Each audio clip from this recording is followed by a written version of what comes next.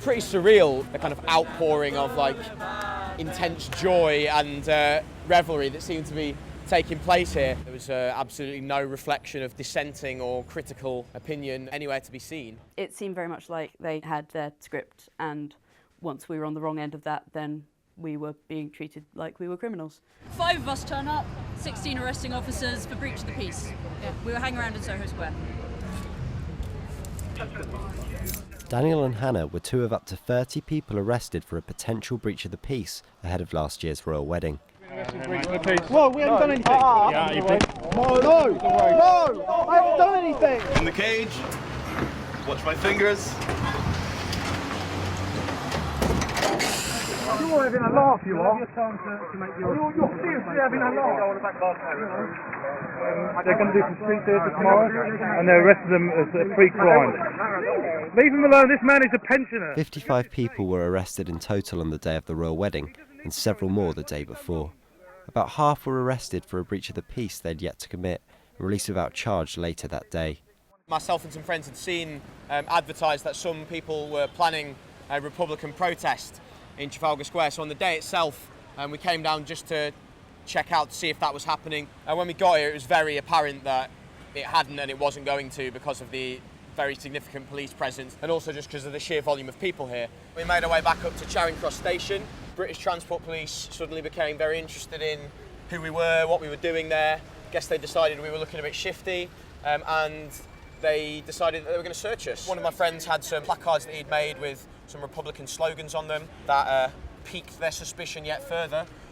But we made it clear that we didn't have any intention to do anything in the area and that we were going to leave to go to the Republican street party in Red Lion Square. When the TSG police turned up, they put a kettle on us just up here. 10 Republicans in a circle, kettled. And there's more than 30 police people, and there's 3 TSG vans, 1 police normal Met van, a small van, a fit team, and a few million monarchists, of course. I'd heard that there was going to be a zombie flash mob in Soho Square. Don't worry about a thing. So I turned up dressed like an idiot. There were virtually no other people dressed like zombies there. There were a lot of police, and there were about 10 or so anarchists in hoodies shouting slogans through a megaphone. So we went into the Starbucks, and it was while I was still queuing, hadn't even gotten hold of my coffee yet, that police came in, asked us to step outside. They said Section 60. It meant nothing to any of us at the time. I now know that Section 60 is something you can put in place, say, around a football match if you think there's going to be football hooliganism, and it means that you don't need reasonable suspicion to stop someone and search them. It changed from being a stop and search to we're going to arrest you when someone on the other end of a walkie-talkie told them so. A year on, and Hannah, Daniel and 13 others are now taking the police to court for a judicial review to challenge the tactics that were used on that day. All of our clients were arrested on the purported basis to prevent a breach of the peace. Breach of the peace is a common law power that police have, and the courts, when they've been asked to rule on this, have found time and time again that in order for an arrest for breach of the peace to be lawful, the breach of the peace needs to be imminent. In this case, there's no evidence at all that a breach of the peace was imminent, and instead it seems that simply as they were believed to be anti-monarchists, that somehow they were associated in crime. Check, all right. That's okay. Yeah. What? You've got small wrists. Oh yeah, they are small, aren't they? They were a bit bemused and a bit embarrassed, it seemed. I did sort of draw the line at putting blood on the flag because I wasn't sure if that's against the law. We kept pointing out we were just drinking coffee. We kept saying, how can we prove that we're bored and we want to go home? Well, if we let you go, you might meet other people and you might do something. These hypothetical protests, and I didn't see myself as a protester then, but the hypothetical protest had already been criminalised.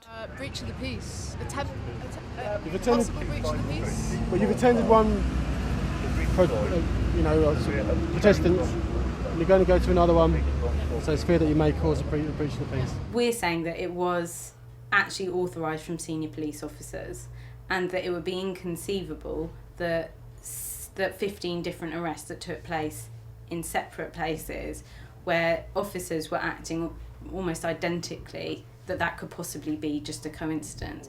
PTUC Braun, Richard Olive, Ricky Gray, Sasha. Oh my God! Whoa, we haven't done anything! No! I haven't done anything! Are you happy with this? Is what democracy looks like. We got bundled into a coach. They told us they were going to take us to Sutton police station. We were kept in handcuffs on a hot coach and then in the hot yard of a police station for a long time without a drink of water, without being allowed to go to the toilet, without any indication as to what was going to happen to us, when we were going to be let go, if we were going to be charged. Eventually, at about 4:30 in the afternoon, 4:35, a senior police officer came out of Sutton police station and said, you know, something to the effect of, right, we've decided the threat has passed now, so you're all free to go. I think it's likely, especially, that the Olympics are coming up, which are going to be an enormous police operation, which far exceeds what we saw at the royal wedding. I think it's very unlikely that we won't see similar practices. In theory, however, if the court finds that this is unlawful, the police should implement that into their practice, and that was something that was very important for our clients, that there was an acknowledgement by the court that this practice was unlawful. This was a very explicit manoeuvre by the state to prevent people raising dissenting voices. It seems like any possible dissent is being cleared and human rights are kind of being suspended briefly to make way for pageantry, and pageantry is all well and good, but human rights are way more important.